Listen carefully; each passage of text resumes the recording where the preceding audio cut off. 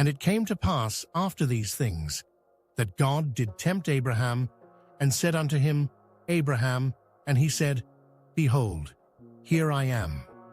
And he said, Take now thy son, thine only son Isaac, whom thou lovest, and get thee into the land of Moriah, and offer him there for a burnt offering upon one of the mountains which I will tell thee of.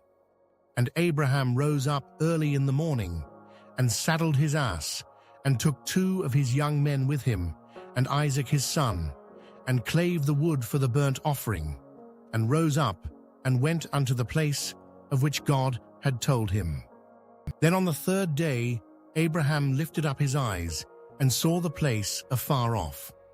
And Abraham said unto his young men, Abide ye here with the ass, and I and the lad will go yonder, and worship, and come again to you. And Abraham took the wood of the burnt offering, and laid it upon Isaac his son. And he took the fire in his hand, and a knife, and they went both of them together. And Isaac spake unto Abraham his father, and said, My father. And he said, Here am I, my son. And he said, Behold the fire and the wood, but where is the lamb for a burnt offering?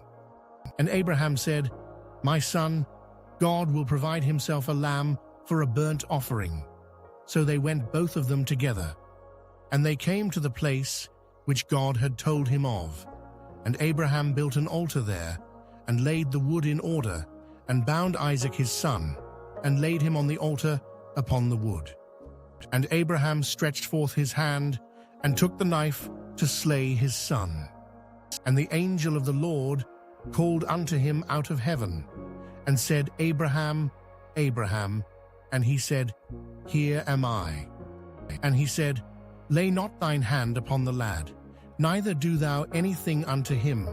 For now I know that thou fearest God, seeing thou hast not withheld thy son, thine only son, from me.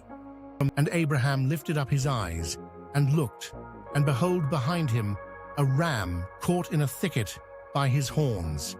And Abraham went and took the ram, and offered him up for a burnt offering in the stead of his son. And Abraham called the name of that place Jehovah-Jireh, as it is said to this day, In the mount of the Lord it shall be seen.